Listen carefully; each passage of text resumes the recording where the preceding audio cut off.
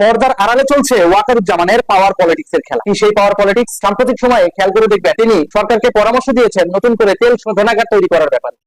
যেখানে আগেরই রাষ্ট্রের থাকা তেল শোধনাগারটা জ্বালানির অভাবে বন্ধ হয়ে গেছে, সেখানে তিনি নতুন করে তেল শোধনাগার তৈরি করার ব্যাপারে সরকারের কাছে প্রস্তাবনা রেখেছেন। ফ্যামিলি কার্ড দিতে চাইলে 4,000-5,000 করে টাকা চাইতেছে নেতারা। বিএনপি গরিব মানুষ তো পায় না, পাই তো মনে করেন যারা বিএনপি করছে আমসা তারাই মনে করেন ফ্যামিলি কার্ড পাইতেছে। বিএনপি নেতারা যারা ভালো ভালো করে টাকা দিয়ে ফ্যামিলি কার্ড নিতে হয়, তাহলে ফ্যামিলি কার্ড এসে ভালো কাজ করে খাইতে হইব। তো ফ্যামিলি কার্ড দিয়ে কি করবো? দেখুন, চুক্তি মানেই তো স্বার্থের ভারসাম্য। আমি বাঁচবো, আপনিও বাঁচবেন, কিন্তু যখন স্বার্থের হিসাব এমন দাঁড়ায় যে নিজেরটাই বেঁচে দিয়ে অন্যেরটা বাঁচাতে হয়, তখন আর তাকে চুক্তি বলা যায় না। এ কেমন বাণিজ্য, যেখানে দেশের বাজার সিদ্ধান্ত সবকিছু তুলে দিয়ে শেষে বলা হচ্ছে সমতা? স্বার্থ রক্ষা করতে গিয়ে যদি দেশটাই বন্ধক রাখতে হয়, তাহলে সেটা স্বার্থ না, সেটা সরাসরি বিক্রি। অন্তর্বর্তীকালীন সরকার ঠিক শেষ মুহূর্তে দেশ বিক্রির চুক্তি করে গেছেন, যেখানে সম্পূর্ণ রায় ও সায় কি বিএনপির ছিল? তবে গোলামিতে আবদ্ধ করছে। মার্কিনীদের সাথে একটা ভয়ঙ্কর দেশ বিক্রির বাণিজ্য চুক্তি করা হয়। শুকরের মাংস আমদানি করার জন্য এই চুক্তি আপনি করবেন। এবার বাংলাদেশকে ধ্বংসের দিকে ঠেলে দিচ্ছে সেনাপ্রধান। আপনি বসে বসে আঙ্গুল চুষছেন, অন্যদিকে পুরো দেশ ধ্বংসের মুখে ঠেলে দিচ্ছে। প্রিয় শ্রোতা বন্ধুরা, আজকে আপনাদের সঙ্গে কিছু গুরুত্বপূর্ণ কিছু চাঞ্চল্যকর ফুটেজ শেয়ার করব, কিভাবে সার্বভৌমত্বর নামে পুরো দেশকে ধ্বংসের দিকে ঠেলে দিচ্ছে সেনাপ্রধান।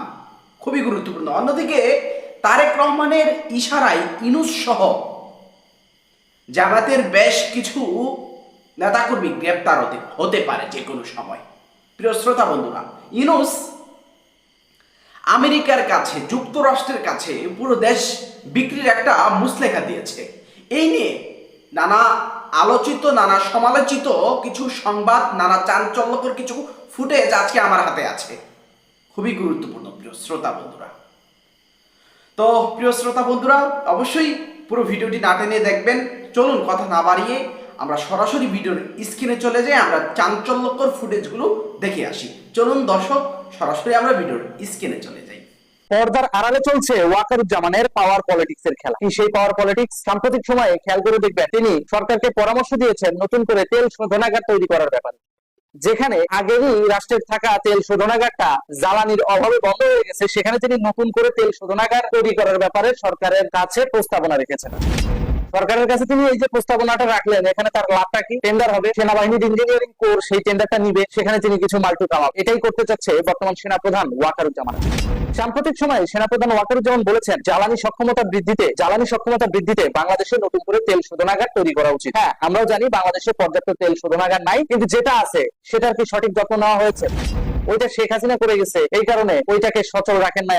আপনারা সঠিক সময় তেল আমদানি করেন নাই, আপনারা সঠিক সময় তেল পরিশোধন করেন নাই। যেটা দৃশ্যমান এখন পাম্পগুলোতে গেলে দেখা যায়, ভারতের কাছ থেকে তেল কিনে এনে আমাদের চলতে হয়। সাধারণ মানুষ তেলের পাম্পে লাইন ধরে থাকে। তাহলে পার্শ্ববর্তী দেশ ইন্ডিয়া তার সঙ্গে সব বিষয়ে বৈরী সম্পর্ক তৈরি করে রাখেন। সেই অনুযায়ী নিজেদেরকে কেন সক্ষমতার জায়গায় আপনারা তৈরি রাখেন না? ডক্টর ইউনূস সহ সমন্বয়ের গ্যাংরা যখন বলল দিল্লি না ঢাকা, বাংলাদেশ ভারতের তাবেদারি করবে না, তাহলে তখনই তো আপনাদের উচিত ছিল যে তেল শোধনাগারটা রয়েছে সেখানে পর্যাপ্ত জ্বালানি মজুদ রেখে আরো কিছু ক্রুড অয়েল বাংলাদেশে নিয়ে এসে সেগুলো পরিশোধন করে জনগণের আগামী 5 বছরের তেলের চাহিদা ঠিক রাখা। সেটা তো রাখতে পারেন না। তাহলে কেন শুধু প্রতিবেশী পাছায় আঙ্গুল দেন? যখনই আপনি বিশ্বের অন্য কোনো দেশের পাছায় আঙ্গুল দিবেন, তখন আপনাকে মাথায় রাখতে হবে ওই দেশকে ছাড়া আপনি চলতে পারবেন কিনা। যেমন আমেরিকার কথা যদি বলি, আমাদের আমেরিকাতে না গেলে কিচ্ছু যায় আসে না। সেটা আমাদের অতীতে বেশ কয়েকবার প্রধানমন্ত্রী শেখ হাসিনা বলেছে। ওই আমেরিকা না গেলে কিচ্ছু আসে যায় না। কে আমাদের ভিসা দেবে না, কে আমাদের স্যাংশন দেবে, ও নিয়ে মাথা ব্যথা করে কোনো লাভ নাই। সাগর পাড়ি দিয়ে আমেরিকায় না গেলে বাঙালির কিছু যায় আসে না। কেন বলছে কথাটা? কারণ আমাদের মৌলিক চাহিদা খাদ্য, বস্ত্র, বাসস্থান, চিকিৎসা, শিক্ষা প্রত্যেকটাই আমাদের দক্ষিণ এশিয়া থেকে কভার করা সম্ভব। তাহলে শুধু আমরা কেন ইউরোপমুখী হব? এই ধরনের একটা প্ল্যান ছিল। তাহলে নিজের দেশের সক্ষমতা না বাড়ায় তো তিনি এই কথা বলেন নাই। অবশ্যই নিজের দেশের সক্ষমতা বাড়ায় তিনি এই কথাটা বলছেন। সেখানে আপনারা যখন দিল্লি না ঢাকা করেন, তাহলে দিল্লির কাছে যেন আপনাদের হাত না পাততে হয়, সেই জন্য আপনারা কি চুলটা ছিঁড়ছেন? কোনো কিছুই তো অ্যারেঞ্জমেন্ট করেন নাই। আপনারা দিল্লি না ঢাকা করে দিল্লির তাবেদারি করবেন না, ভালো কথা। আপনারা আপনাদের নিজের দেশটা সুন্দরভাবে চালান, সেটা চালাইতে পারেন নাই। আর এখন আসছেন টেন্ডারবাজি করার জন্য নতুন করে তেল শোধনাগার তৈরির ব্যাপারে সরকারকে প্রস্তাবনা দিতে। কেন ভাই? আগের যে তেল শোধনাগারটা আছে সেটাতে পর্যাপ্ত জ্বালানি দিয়ে সচল করেন, তারপর নতুন তেল শোধনাগার তৈরি করেন। আপনারা তো মানা করেন। শুধু রাষ্ট্রের টাকা অপচয় কেন করতে হবে? আর সেনাবাহিনীর মতো প্রতিষ্ঠান যখন এই সমস্ত পাওয়ার পলিটিক্স এর ইঙ্গিত দেয়, তখন দেশের জন্য সেটা হুমকি হয়ে দাঁড়ায়। কারণ সেনাবাহিনীর কাজ টেন্ডারবাজি করা না, সেনাপ্রধানের কাজ নয় কোথায় কোন তেল শোধনাগার তৈরি করতে হবে সেটার ব্যাপারে সরকারকে পরামর্শ দেওয়া। এটার জন্য পলিটিক্যাল অ্যাডভাইজাররা আছে। আপনি সেনাপ্রধান, আপনি দেখবেন বর্ডার সিকিউরিটি, আপনি দেখবেন যেন সার্বভৌমত্ব ঝুঁকিতে না পড়ে। আপনি বাংলাদেশের সার্বভৌমত্ব আমেরিকার কাছে যখন ডক্টর ইউনূস সরকার বন্ধক দিয়ে দেয় তখন আপনি নিশ্চুপ ছিলেন কেন? আপনি সেনাপ্রধানকে শুধুমাত্র মাসোয়ারা খাওয়ার জন্য রাখা হয়েছে? আপনাকে রাখা হয়েছে বাংলাদেশের মানুষকে সার্ভিস দিবেন, বাংলাদেশের সার্বভৌমত্ব দেখভাল করবেন। সেখানে আমেরিকা কিভাবে দাসত্ব চুক্তির মাধ্যমে বাংলাদেশের সাধারণ মানুষকে জিম্মি করতে পারে, এই দায় কি আমাদের দেশের সেনাপ্রধান এড়াতে পারে? ওয়াকারুজ্জামান কি এই দায় এড়াতে পারে? মোটেও পারেন। আরেকটা চুক্তি করে গেছে ডক্টর ইউনূস সরকার, সেটা হচ্ছে আমেরিকার কাছ থেকে বোয়িং বিমান কিনতে হবে। যেখানে দেশে অর্থনৈতিক খোকলা অবস্থা, সেখানে ওই আমেরিকার কাছ থেকে আমার বোয়িং বিমান কেন কিনতে হবে? শুধুমাত্র রাশিয়াতে আমেরিকার স্যাংশন থাকার কারণে পুলিশ এভিয়েশনের হেলিকপ্টার তো ডক্টর ইউনূস সরকার ডেলিভারি নেয় নাই। এইটার ব্যাপারে তো তখন আপনি কিছু বললেন না। পত্রিকায় নিউজ পর্যন্ত এসেছিল যে ডক্টর ইউনূসের নির্বুদ্ধিতায় গচ্ছা গেল পুলিশ এভিয়েশনের মোটা অঙ্কের টাকা। তখন তো আপনি বলেন নাই। তখন আপনি সেনাপ্রধান কোন সার্বভৌমত্বের জায়গা থেকে প্রতিবাদ করেন কেন? গোপনে গোপনে পর্দার আড়ালে আমেরিকার তাবেদারি করবেন আর পাওয়ার পলিটিক্স করবেন, বাংলাদেশকে একটা ব্যর্থ রাষ্ট্রে পরিণত করে পাবলিককে বুঝাবেন যে সেনাবাহিনী একমাত্র এই দেশের কল্যাণের জন্য কাজ করার জন্য সক্ষম, আর সব পলিটিশিয়ানরা ফেল। তাই তো সব রাজনৈতিক ব্যক্তিত্বদেরকে ব্যর্থ প্রমাণ করাই কি আপনার আসল উদ্দেশ্য? সেটাই এখন সব থেকে বড় প্রশ্ন।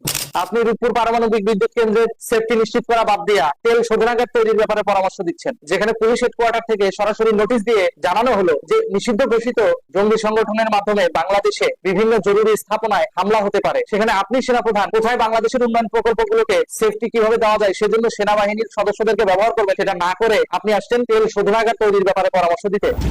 আপনার হ্যাডম থাকলে, যদি সত্যি আপনার দেশপ্রেম থাকে, তাহলে রূপপুর পারমাণবিক বিদ্যুৎ কেন্দ্রে সেনা মোতায়েন করেন। যদি সত্যি আপনার হ্যাডম থাকে, রূপপুর পারমাণবিক বিদ্যুৎ কেন্দ্রে পর্যাপ্ত নিরাপত্তা ব্যবস্থা তৈরি করে দেন। যদি সত্যি আপনার হ্যাডম থাকে, তাহলে রূপপুর পারমাণবিক বিদ্যুৎ কেন্দ্রের ইঞ্জিনিয়ার প্রকৌশলী যারা গুপ্ত হত্যার শিকার হচ্ছে তাদেরকে জানে বাঁচান। সেটা তো করবেন না, কারণ ওখানে আমেরিকার স্বার্থ নাই। আমেরিকা চায় না রাশিয়ান এই প্রকল্প বাংলাদেশে বাস্তবায়ন করবে। এখন আমেরিকা চায় না, সেটার জন্য আমার দেশের উন্নয়ন প্রকল্প বন্ধ কেন থাকবে? সেইটার ব্যাপারে আপনি সেনাপ্রধান কোনো কথা বলেছেন? কখনো কথা বলেন না। আপনি এসেছেন বৈশ্বিক জ্বালানি সক্ষমতা বৃদ্ধিতে বাংলাদেশকে নতুন করে তেল শোধনাগার তৈরি করতে হবে, বা খুব সহজেই যেন বাংলাদেশের টেন্ডারবাজিটা করা যায়। তাহলে আগের তেল শোধনাগারটা সেটা ঠিকঠাক করেন না কেন? সেটা বন্ধ হয়ে পড়ে আছে কেন? ওটা কি বন্ধ করে রাখার জন্য করা হয়েছে? ওইটা বন্ধ করে নতুন তেল শোধনাগার তৈরি করে আবার তেল রিফাইন করার জন্য কি ওই জিনিসটা ফালায় রাখছেন? দেখুন, চুক্তি মানেই তো স্বার্থের ভারসাম্য। আমি বাঁচবো, আপনিও বাঁচবেন। কিন্তু যখন স্বার্থের হিসাব এমন দাঁড়ায় যে নিজেরটাই বেঁচে দিয়ে অন্যেরটা বাঁচাতে হয়, তখন আর তাকে চুক্তি বলা যায় না। এ কেমন বাণিজ্য যেখানে দেশের বাজার, সিদ্ধান্ত সবকিছু তুলে দিয়ে শেষে বলা হচ্ছে সমতা? স্বার্থ রক্ষা করতে গিয়ে যদি দেশটাই বন্ধক রাখতে হয় তাহলে সেটা স্বার্থ না, সেটা সরাসরি বিক্রি। অন্তর্বর্তীকালীন সরকার ঠিক শেষ মুহূর্তে দেশ বিক্রির চুক্তি করে গেছেন, যেখানে সম্পূর্ণ রায় ও সায় কি বিএনপির ছিল? তবে কি সেই চুক্তির অনুমতির বিনিময়ে বিএনপি সাম্প্রতিক সময়ের দিকে তাকান, দেখবেন বাংলাদেশ তেলের বাজারে নিজস্ব সিদ্ধান্ত নিতে যেন কেমন এক অদৃশ্য দেয়ালে আটকে যাচ্ছে। কোথা থেকে কিনবে, কি দামে কিনবে, এসব প্রশ্নের উত্তর আর একা দিতে পারছে না। যেন কোনো এক অদৃশ্য অভিভাবক কানে কানে বলে দিচ্ছে এটা করবে, ওটা করবে না। এই অদৃশ্য অভিভাবকের জন্ম কিন্তু হঠাৎ করে হয়নি। এর বীজ বপন করা হয়েছে একটি চুক্তির মাধ্যমে, যা হয়েছিল নিঃশব্দে, তাড়াহুড়োয় এবং বিস্ময়করভাবে জনচক্ষুর আড়ালে। গত 9 ফেব্রুয়ারি অন্তর্বর্তীকালীন সরকার যুক্তরাষ্ট্রের সঙ্গে এমন একটি বাণিজ্য চুক্তি স্বাক্ষর করল, যা নিয়ে যত কম কথা বলা হয়েছে তার প্রভাব তত বেশি। 12 ফেব্রুয়ারি জাতীয় সংসদ নির্বাচন, মাত্র 3 দিন আগে একটি অনির্বাচিত সরকার এমন একটি দীর্ঘমেয়াদী, গভীর, প্রভাববাহী চুক্তিতে স্বাক্ষর করল, যার দায়ভার তাদের বহন করার কথা নয়। প্রশ্ন উঠেছে কিন্তু উত্তর মেলেনি, যেন প্রশ্নগুলো বাতাসে উঠছে আর উত্তরগুলো কোথাও ইচ্ছাকৃতভাবে লুকিয়ে রাখা হয়েছে। জাতীয় নির্বাচনের ডামাডোলে এ নিয়ে তেমন আলোচনা হয়নি। এর মধ্যেই সমালোচনা শুরু হলে পররাষ্ট্রমন্ত্রী ডক্টর খলিলুর রহমান বললেন, বিএনপি ও জামায়াতকে আগেই জানানো হয়েছিল, তাদের সম্মতিও নেওয়া হয়েছে।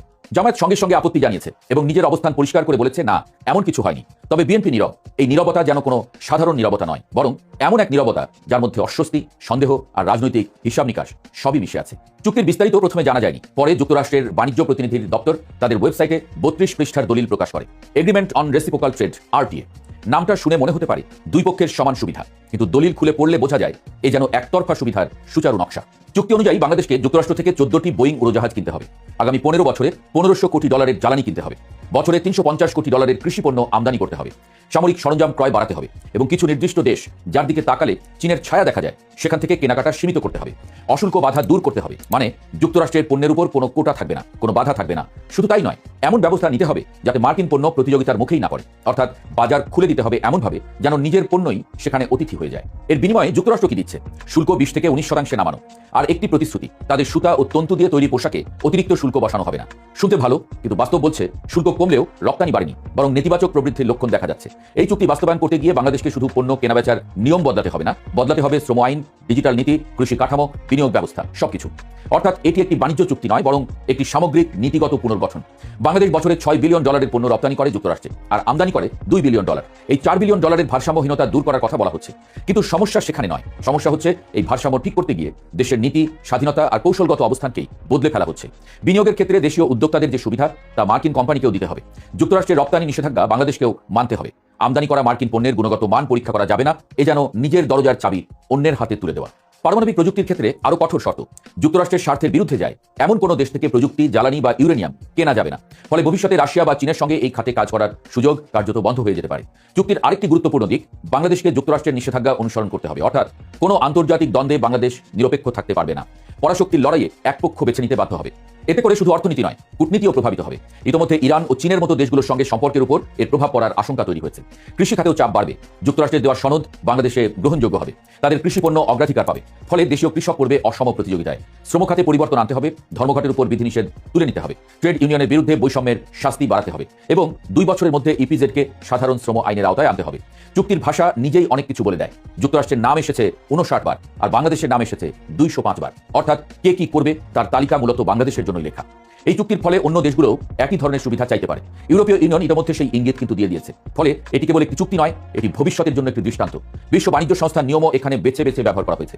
যেখানে যুক্তরাষ্ট্রের লাভ, সেখানে নিয়ম মানা হয়েছে। যেখানে বাংলাদেশের স্বার্থ, সেখানে তা উপেক্ষা করা হয়েছে। সব মিলিয়ে এটি এমন একটি চুক্তি যা বাণিজ্যের আড়ালে প্রতিরক্ষা, কৌশল এবং দীর্ঘমেয়াদী প্রভাব বিস্তারের একটি মাধ্যম হয়ে উঠেছে। দর্শক, ভিডিওর স্ক্রিনে এতক্ষণ কিছু আগুন জ্বালানো ফুটেজ, আগুন জ্বালানো ভিডিও দেখতে পেলেন। সারা দেশের নানা আলোচিত, নানা সমালোচিত, নানা চাঞ্চল্যকর ভিডিও ফুটেজগুলো আপনারা এতক্ষণ ভিডিওর স্ক্রিনে দেখতে পেলেন। দিন যত যাচ্ছে ততই ভয়ঙ্করের দিকে যাচ্ছে পুরো বাংলাদেশ। দিন যত যাচ্ছে একেবারে ব্যাকফুটে, একেবারে বিচ্ছিন্ন হয়ে যাচ্ছে পুরো বাংলাদেশ। প্রিয় শ্রোতা বন্ধুরা, ভিডিওটি দেখে আপনি কি ভাবছেন, কি মনের ভাব প্রকাশ করলেন, কি বুঝতে পারলেন তা অবশ্যই কমেন্ট বক্সে লিখে আমাদেরকে জানাবেন। প্রিয় শ্রোতা বন্ধুরা, ভালো থাকবেন, সুস্থ থাকবেন। অবশ্যই আমাদের চ্যানেলটি সাবস্ক্রাইব করবেন, পাশে থাকা বেল বাটনটি বাজাবেন। ধন্যবাদ।